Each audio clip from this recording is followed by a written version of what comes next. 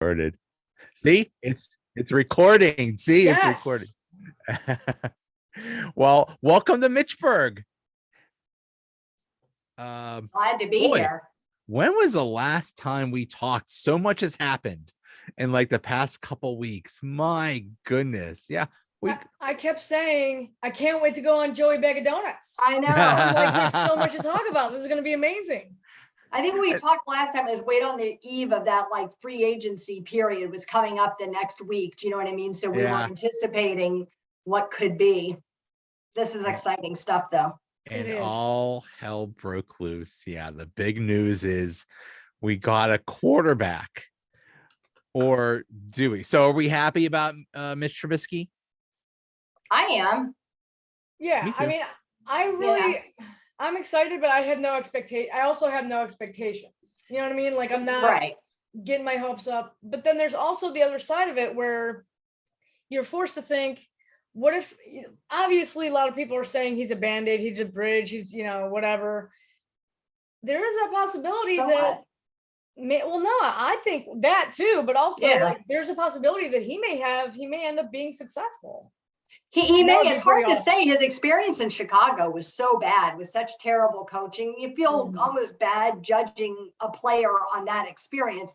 And then with limited opportunities to play, these past seasons, it's hard to, I don't know. I feel like it's hard to really accurately gauge. I like the competition it brings because, if Mason is really a viable candidate and the three of them are battling it out, during preseason for this spot, I like the competition it brings rather than it just automatically being one of the three's position. Right. Yeah. It's going to bring out the best. Right. Yeah. It's going to bring out the best in all three of them. You know what I mean? Or four of them if we end up drafting somebody. I was going to say, are they going to draft someone? I mean, just today, Tomlin and Colbert were at the Liberty pro day to see Malik Willis. Yesterday they were at the Pitt pro day to see Kenny Pickett. They had to go really far for that one. They had to walk the walk across the hall to see the Pitt pro day. But that's here's something I just heard, which I think is a great comparison. Ryan Tannehill for Mitch Trubisky. Ryan Tannehill in Miami was a disaster. He goes to Tennessee and becomes a really solid player. Mm-hmm. If Mitch Trubisky ends up like Tannehill, boy, they got something there. Tannehill is solid. Yeah, I agree. Yeah, I mean, he's not a Hall of Famer or anything, but he's helping that team get to where they are, and they've been successful ever since he's been there. So I mean, and the fact that he's got a running back, and that's the thing. I mean, you have to think about all the ramifications. You know what I mean? Like, more than likely, Mitch is going to start, but who knows? Either way, whatever quarterback they have, they've got a running back. They are starting to address the offensive line, albeit with some players that we didn't think would still be there. But they seem like they have a plan. And I feel like Pittsburgh is a great place for somebody with mobility like Mitch Trubisky because they have a running back. You know what I mean? I sort of feel like it just totally makes sense. Like, we all wondered, like, what are they doing drafting a running back without an offensive line, and Ben's retiring and blah, blah, blah, blah, blah. Well, now we know. They wanted, this is what was in the cards. You know what I mean? Maybe they didn't know it was Mitch, but, they knew they were going to be doing this. And so I think that it's just going to be a great confluence of everything to come this season for sure. Yeah, I agree. I'm glad to see that they're shoring up the O-line a little bit, and I expect that they'll continue to do that into the draft, and it makes a lot of sense. But I was saying to somebody today that I'm glad we put some of those other pieces in place with Najee and Muth, do you know what I mean? And then you have some of those strong players, and then you can look at it building the rest of it. Right. Yeah. It's going to be such a fun offseason for sure. It already has been. It has been. The number one, the number one priority besides getting a quarterback was fixing the offensive line. And the offensive line, as it is right now, is Dan Moore at left tackle, Dotson at left guard, Mason Cole is the center. This is what I'm seeing on this depth charts. James Daniels at right guard and Chooks at right tackle. So you have three new members. Or two new members of the offensive line, and hey, keep them coming, draft more people, do whatever you would, just get shore up the line. And it didn't matter who you got at quarterback. I was glad to see that they did address some of it via free agency, because could you imagine if they had if they had all rookie offensive line next year, with the exception of Dotson, you know what I mean? Yeah. With the exception of a couple guys, mainly majority rookies, that would have just been awful. You know what I mean? So I think it was wise to go with Cole and Daniels, and James Daniels, played with Mitch in Chicago. So that's really awesome. Right. I think that I often wonder, I sit back and I think, was Mitch part of those conversations?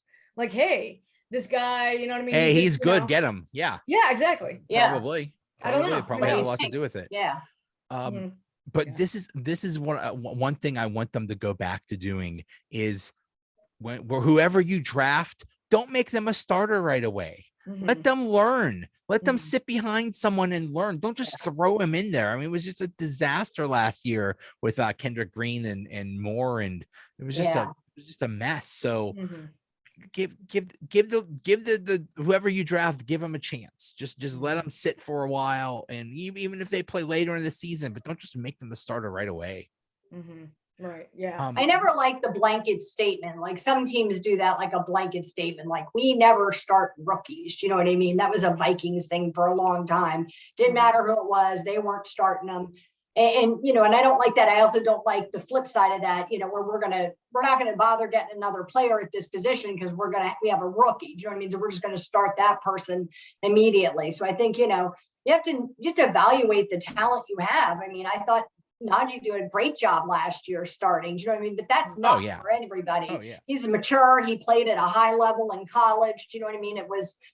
And he learned quickly and, did really as well as he could do in this situation. But for other people like Green, it was just unfair. That kid got beat up all year. Yeah, it's a difficult position. You know what I mean? It's really a terribly hard position. Yeah.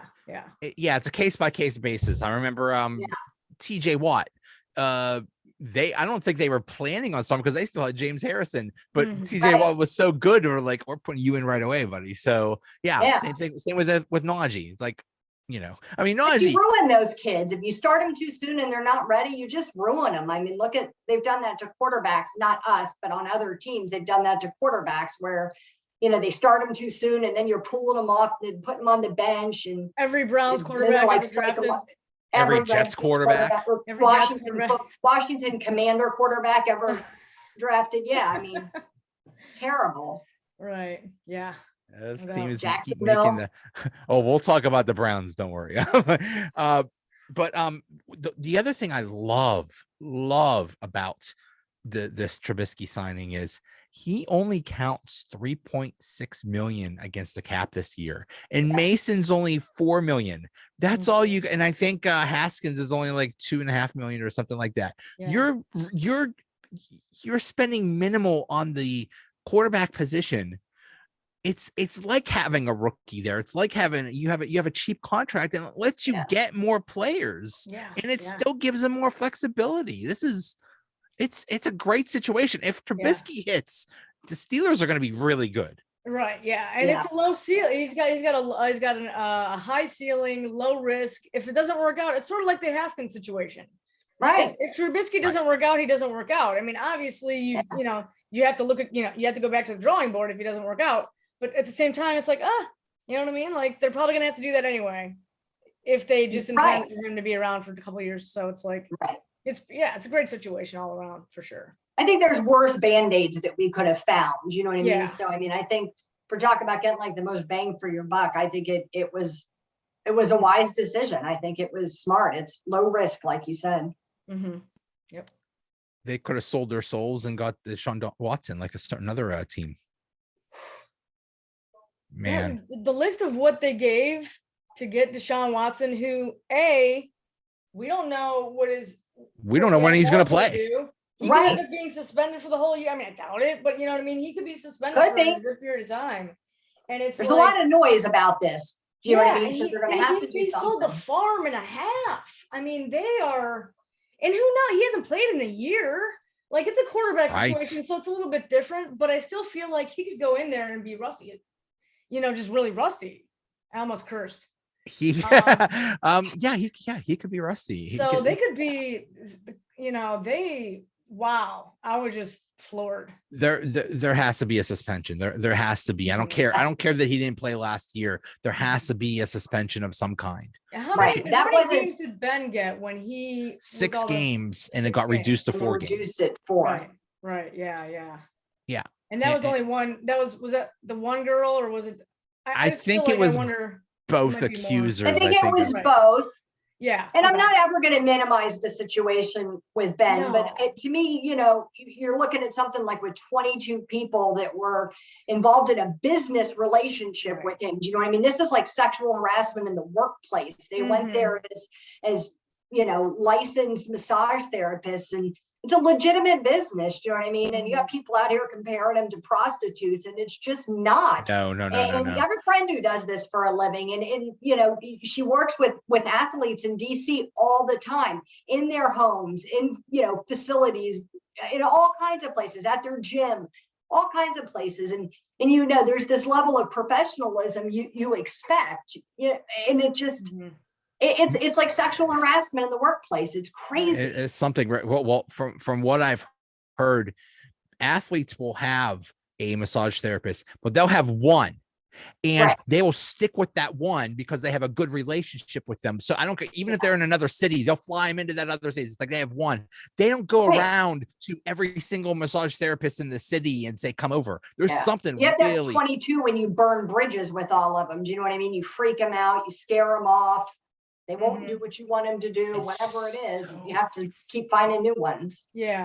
And the Browns know it. They know this is shady and slimy. Yeah. And what's interesting is that a couple days ago, I don't know if it was the attorney for the accusers or if it was who it was, but he ended up saying to the media that the Browns never talked to him. He was never part of their whatever discovery, whatever the hell thing that they do. Due diligence. They never talked to him, and he said, and it's good because or I can see why, because of everything that I know, I can see why they didn't want to talk to me. You know what I mean? Like, can't pretend to have a blind eye if you talk to them. Yeah. We don't know. We don't know. We don't.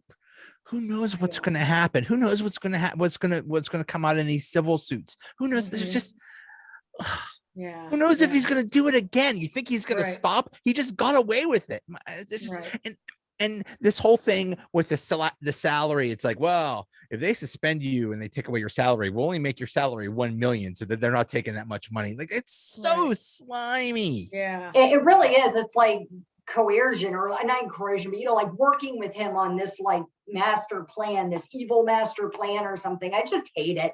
And it's sad because you have all these people out there screaming for the NFL to take a stand, and against violence against women, and instead of making any kind of a stand, they offer him like allow this ginormous deal to go through, like one of the biggest, and it's just crazy. It's just, I don't know. I know a lot of Steelers fans wanted him. I was really glad we didn't try to do that.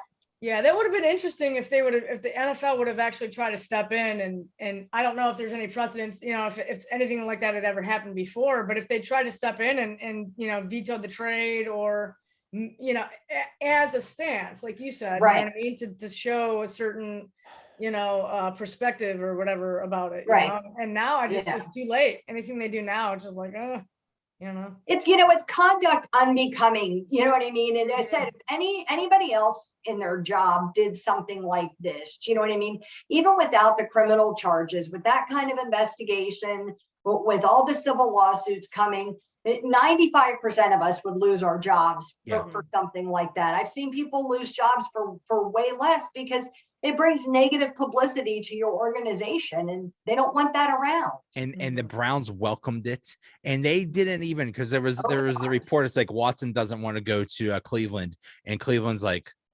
well, how about we give you $250 million?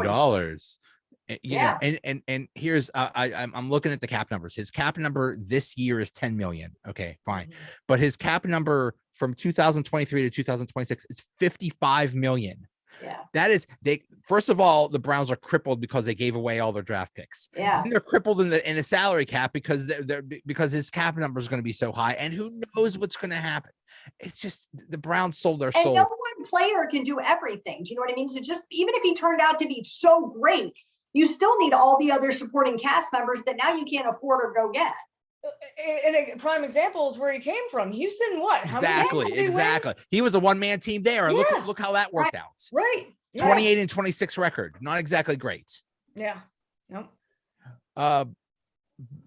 But what do the Steelers do now? They need the needs right now are wide receiver and strong safety, it seems like.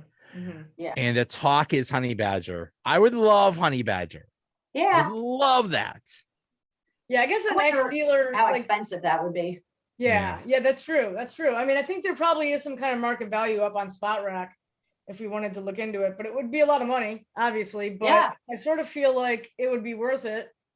And but I don't know. That's the thing. So an ex-Steeler who played like 2 games, I guess he started the rumor like a week ago or whatever, and it's just sort of you know how rumors are. Yes. So I don't know that there's really anybody, even though everybody's running with it, including myself. I wrote a whole article about it, got a whole bunch of hits. Who knows if there's actually any, people are fascinated, hoping it's happening. They're hoping that they read something where there's some inside scoop that he's really coming to us. I think it would be great. I wish he would just say what he's doing so we can move on to the next thing. Yeah, exactly. Stuck right there on Honey Badger. Right. Yes, for sure. I would certainly welcome it. Mm-hmm. His valuation, I don't understand this. It's either 5 million or 14 million. I'm not sure. It's pretty. It's a pretty big difference. Yeah, it's a pretty big difference. I'm not sure. I'm not sure if I'm reading this right. So yeah, I mean, but they still have a little bit of space.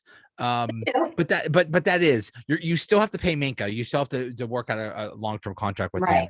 And then you would pay, Honey Badger a lot of money. That's a lot of money to be invested in safeties. It is. And there's always Terrell Edmonds. Terrell Edmonds, you could get pretty cheap, probably. He's still out there. Yeah, he's still out there. He is. I thought that Mark Caboli wrote a really good tweet today saying, according to the NFLPA, Steelers have $16.5 million in cap space, which doesn't include Witherspoon or Adams because neither of them have signed yet. Right. So you can assume when both of those hit the books, it'll settle in to about 15 million they'll have left. He says they need 10 million for the draft for reserves, and restructures will likely save for 18. Restructures are he says that they'll likely restructure Minka and there's some Deontay. So it looks like we might have the money to do it depending on what he would want, but who knows? Right. And they just lost JuJu. What are they going to do about that? I mean, they draft. So I mean, there's so many wide receivers in this draft. Well. Yeah, I think. I mean, and it's a strong market, I guess, or a strong wide receiver class, I guess. So it is. I mean, right now it's basically Deontay and Chase Claypool are your wide receivers. So you need to get somebody.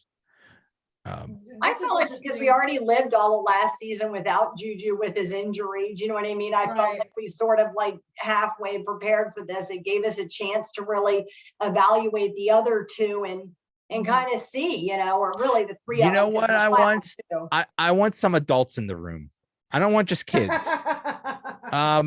Chase is young and he's good, but he also has a dropsy sometimes. And Chase Claypool, Deontay is young and gets the dropsy. Chase is hey, he had I don't want to say a lousy season. It was a disappointing season. So hopefully he gets it back together. But he just ticks me off. I want some adults in the room. And they're not so young anymore. They're not rookies. Do you know what I mean? So you need to start being morphing into that leadership role on the offensive line. You have to do that quickly in football. You know what I mean? You can't act like the average young 20-something forever. You have to grow and mature and be that leader for those other people on your team. Yeah. Two things real quick. So I did look up, it looks like the Tyrann Mathieu market value is $14.86 million a year. Okay. So we could do it. We could swing it. But going back to the wide receiver, maybe we'll take up a GoFundMe. Right? Yeah. Honey Badger GoFundMe. All the interns can put in like $20. Right. Oh, they would. Yeah. They would. We'll raise like $330 and be like, come on over. Right. Yeah. That is a good question though, that you mentioned about leaders in the wide receiver room, because it's like, I don't know, like looking at who's there right now, like Deontay doesn't seem to me, maybe I'm wrong, he doesn't seem to me as a guy who's going to be a leader. Chase Claypool, I mean, he seems like he's going to be a great talent, but leadership doesn't seem like he's got that kind of, and Chase Claypool definitely does not. You know what I mean? So it's like, well, James Washington's in Dallas, Juju's in Kansas City. Right. Is a rookie going to come in? You know what? Cloud's gone. You know who I want? Who's still out there? Jarvis Landry. Yeah. I've heard a lot of people say that. Mm-hmm. I think he'd be great. I think he'd be a great veteran presence. I wouldn't mind it.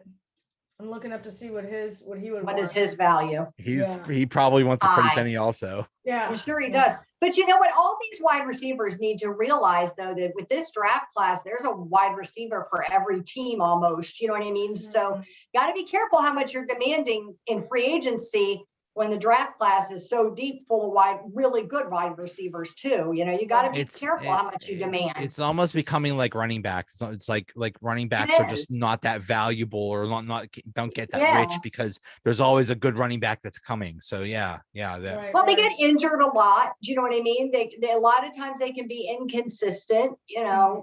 Yeah. I don't know. To me, I think that for a lot of teams, they're not going to be willing to pay crazy amounts of money for a wide receiver, not in a year like this. Right. I guess Jarvis Landry's his market value is $12 million a year. Yeah. And we didn't pay Juju 10, so. Right. Yeah. Somebody in Kansas City said, so what are we getting in Juju? And I said, well, he's not exactly the fastest, but he's tough. He's a good possession receiver. He's just really tough. But he's also a little injury prone. And then people, what is it about talking about Juju that makes people go crazy? All of a sudden, people are like, "Oh, well, he fumbles and he does TikTokers." I was like, "Come on, people!" I'm telling you, this makes me so mad. I fought with so many people the past couple seasons about this, because I immediately go to like, these are the old jerks that spread rumors about Cordell Stewart and stuff. You know, they're angry old men yelling at clouds, or they hate joy and happiness. Do you know what I mean? And I don't know what they expect. You know, they need to embrace some of it. Like, these football players have to reach these younger kids as well as the older kids. I mean, older adults, you know what I mean? They've got to span. I mean, they are that age group, you know. Anytime you complain about that age. Anytime you complain about kids these days, you know what? You just sound old. You sound like old man yelling at clouds. Old. Because kids these days are kids these days. Do you know what I mean? They're the same age as all these younger kids out there, and it's not fair to expect them to come in and you know, act like, you know, Jack Lambert or somebody. Do you know what I mean? Some old player from the 70s, Lynn Swan. You know, you want them to be that person, and nobody is. Nobody. No, that was decades ago, and it's a totally different time. I mean, it's just a totally different era. Things change, and social media is here to stay, unfortunately. And sometimes it could be evil. If there was internet back in the 70s, if there were cell phones back in the 70s, the things that we would see Jack Lambert and all those guys do, and Terry Bradshaw, come on, don't tell me they were you know, choir boys. Yeah. The stories my dad used to tell about players and with women and at bars and doing cocaine and I mean, all kinds of stuff, you know, but there was nobody to tattle on you. In the same way. Right. And you put those guys up as like this manly man hero status, you know, these are real men. And so you put them up at this status. And I think that's what people are struggling with. Do you know what I mean? That some of these younger kids are just like anybody. There's always been people that are a little more outgoing or a little bit more energetic, and it's okay. Here's all you need to know about Juju. He had a shoulder injury, and he was basically out for the year, and he came back for the playoffs. This is a dude on the final year of his contract that could have risked his career, but he came back to play for his team in the playoffs. That is not a selfish player. That's not an immature person. Not. That kid he's not. cared about his tough. team. To me, I thought he tried last year, to do something with restructuring his, take a little bit less money on his contract to make it work, to be able to come back and stay with the Steelers. I thought he tried all of those things. I thought it was a little unfair how hard on him people were. Yeah. And apparently it's the same story this year. You know what I mean? Like, apparently he's saying he wanted to stay in Pittsburgh and that Pittsburgh didn't want him. And it's just it's sad how it's being framed, but it does really just come down to the fact that it's a business. I mean, it's very cliche, but it's true. It is. It's all just about business. It's all about making your team better in the most affordable fashion that makes sense for your team. So it's the best way you can. And I support that. Unlike a lot of fans, I'm realistic that way. Do you know what I mean? You hate to see somebody go. You like them. They're a nice guy. You know what I mean? Connor, for example, or Joe Hayden, who I'm still hurt. But it is what it is. And you can't keep everyone. No one can keep everyone. I keep saying we're not the Yankees where you just can pay and pay and pay and pay. I mean, you're going to lose people. It's a balancing act. And luckily we're not the Pirates. We actually do keep some people. God, thank gosh. Hurts me. My heart hurts. Oh, I could spend an hour talking about the Pirates. That just breaks my heart. The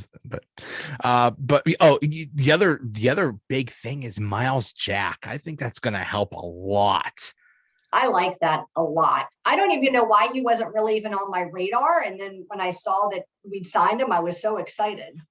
Because no smart team were in their right minds would just release the dude. But we're talking about Jacksonville, who just well, they had to do something to get some money back. Yeah. I'm being cautiously optimistic.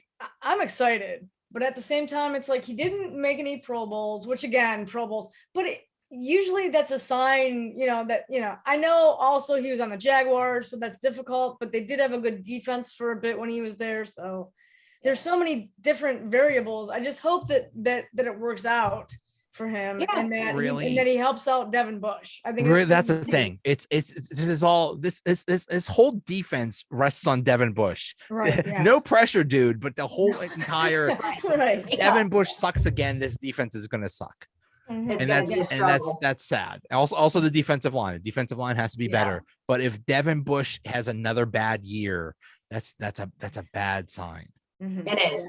I said this to somebody the other day, though, that, one of the things about Jack, I think, is that people aren't thinking about is that when you're one of the only good players on the defense, you know what I mean? You can't do everything. You know what I mean? It hurts your numbers. It hurts your opportunities. It hurts everything. Do you know what I mean? When you're one of the only decent players on that team. And then on top of that, your offense is terrible. So you're playing twice as much. I looked it up the other day. They never won the time of possession battle.